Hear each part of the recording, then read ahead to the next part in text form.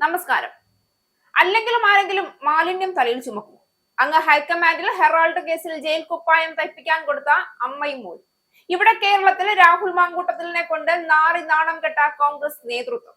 അതിനിടയിൽ തരൂർ ചീഞ്ഞ പാർട്ടിക്കെതിരെ നടത്തുന്ന വിമർശനങ്ങൾക്ക് നേരെ ശബ്ദമുയർത്താൻ പോലും യോഗ്യതയില്ല ആർക്കും. പിന്നെ കേൾക്കുക മാത്രമാണ് വഴി. കിട്ടുന്ന അവസരത്തിൽ മുഴുവൻ താടിക്ക് തട്ടുകയാണ് തരൂർ കോൺഗ്രസുകാരുടെ.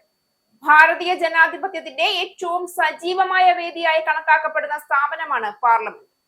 ജനങ്ങളുടെ ശബ്ദം നയങ്ങളിലും നിയമങ്ങളിലും പ്രതിഫലിക്കുന്നതിനായി രൂപിതമായ ഈ വേദി വാദത്തിനും നിരൂപണത്തിനും സുസ്ഥിരമായ മറുപടിക്കും പ്രാധാന്യം നൽകുന്ന ഒരു ജനാധിപത്യ പാരമ്പര്യം പുലർത്തുന്നു. ഈ പശ്ചാത്തലത്തിലാണ് ശശി തരൂർ എം പി വീണ്ടും പാർലമെന്റിന്റെ പ്രവർത്തന ശൈലിയെക്കുറിച്ചുള്ള തന്റെ ആശങ്ക തുറന്നു പറഞ്ഞത്. പ്രതിപക്ഷത്തിന്റെ നിരന്തരമായ പ്രവർത്തന തടസ്സങ്ങളാണ് ജനാധിപത്യ സംവാദത്തിന്റെ അടിത്തറയും വിശ്വാസ്യതയും തകർത്തുകൊണ്ടിരിക്കുന്നതെന്ന തരൂരിന്റെ വിമർശനം ഭരണകൂടമോ പാർട്ടി നേതൃത്വമോ എന്നതിലുപരി രാജ്യത്തെ മുഴുവൻ ജനാധിപത്യ കക്ഷികൾക്കും ഒരു മുന്നറിയിപ്പാണ്. വീണ്ടും കോൺഗ്രസിനെയും ഇന്ത്യ സഖ്യത്തെയും സമ്മർദ്ദത്തിലാക്കി ശശി തരൂർ എം പി തുറന്നടിച്ചിരിക്കുകയാണ്. പ്രതിപക്ഷ പാർട്ടികൾ പാർലമെന്റിൽ ഉത്തരവാദിത്വം മറന്ന് പെരുമാറുന്നുവെന്നാണ് വിമർശനം. പാർലമെന്റ് നടപടികൾ തടസ്സപ്പെടുത്തുന്നതിനാണ് പ്രതിപക്ഷം പ്രാധാന്യം കൊടുക്കുന്നതെന്ന് ശശി തരൂർ ഇന്ത്യ എക്സ്പ്രസിൽ എഴുതിയ ലേഖനത്തിലാണ് വിമർശിക്കുന്നത്. പാർലമെന്റിനകത്ത് ചർച്ചകളിലൂടെ ഭരണപക്ഷത്തെ വെല്ലുവിളിക്കാനുള്ള അവസരങ്ങൾ ഉപയോഗിക്കാതെ ബഹളമുണ്ടാക്കി ചർച്ചകളെയും സഭാ നടപടികളെയും തടസ്സപ്പെടുത്തുന്ന രീതിയാണ് പ്രതിപക്ഷം തുടർന്നുകൊണ്ടിരിക്കുന്നത്. UPA സർക്കാരിന്റെ കാലത്ത് BJP നടത്തിക്കൊണ്ടിരുന്ന അതേ രീതിയിലാണ് ഇന്ത്യ സഖ്യം മുന്നോട്ട് പോകുന്നതെന്നും ഇത് ശരിയല്ല, നഷ്ടമുണ്ടാകുന്നത് പ്രതിപക്ഷത്തിന് തന്നെയാണ് എന്നും ശശി തരൂർ തന്റെ ലേഖനത്തിൽ പറയുന്നു. ചോദ്യോത്തരവേള, ശൂന്യവേള അടക്കം കേന്ദ്ര സർക്കാരിനെയും കേന്ദ്രമന്ത്രിമാരെയും മുൾമുനയിൽ നിർത്താൻ സാധിക്കുന്ന അവസരങ്ങൾ ഫലപ്രദമായി പ്രതിപക്ഷം ഉപയോഗിക്കുന്നില്ല എന്നും തരൂർ വിമർശിക്കുന്നു.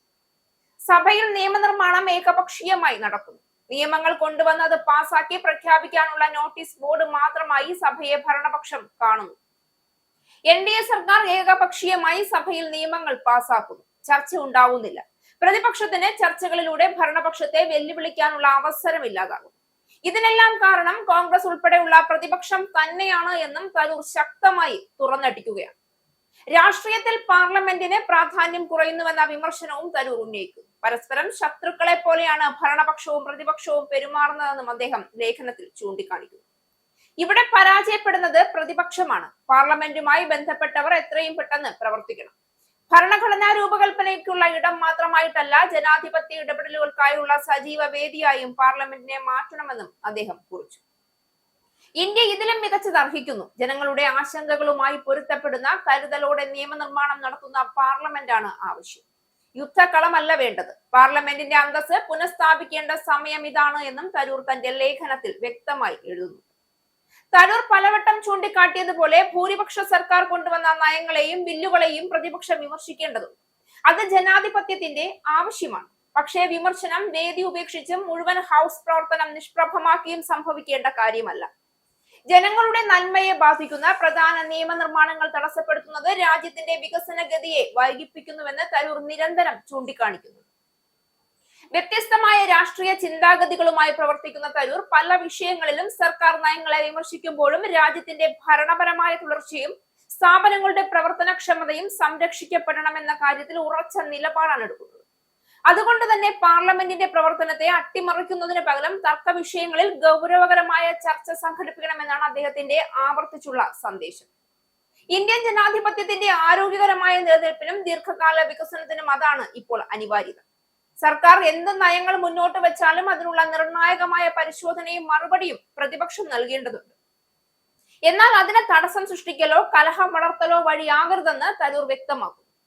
പാർലമെന്റ് ഒരു യുദ്ധഭൂമിയല്ല, പക്വമായ വാദത്തിന്റെയും ധാരണയുടെയും വേദിയാണെന്ന ശ്രദ്ധപ്പെടുത്തലുമാണ് അദ്ദേഹം ആവർത്തിച്ചുകൊണ്ടിരിക്കുന്നത്. തരൂരിന്റെ ഈ സമീപനം ഇന്ത്യൻ രാഷ്ട്രീയത്തിൽ ആവശ്യമായ ഒരു സംസ്കാരത്തിന്റെ മാതൃകയാണ്. തർക്കങ്ങൾ ഉണ്ടായേക്കാം, ഭിന്ന അഭിപ്രായങ്ങൾ സ്വാഭാവികമാണ്. പക്ഷെ അവയെ അക്രമാത്മക തടസ്സങ്ങളാക്കി മാറ്റുന്നത് ജനങ്ങളുടെ പ്രതിനിധികൾ എന്ന നിലയിൽ വലിയ ഉത്തരവാദിത്ത ലംഘനമാണ് എന്ന് തരൂർ കടുത്ത ഭാഷയിൽ ഓർമ്മിപ്പിക്കുകയാണ്. പോത്തിന്റെ ചെവിയിൽ പോയി വേദം പറഞ്ഞിട്ട് കാര്യമില്ല എന്നതുപോലെയാണ് കോൺഗ്രസുകാരെ പറഞ്ഞു മനസ്സിലാക്കുന്നത്. എന്നാലും ബോധമുള്ളവർ ഇങ്ങനെ പറഞ്ഞുകൊണ്ടേയിരിക്കും.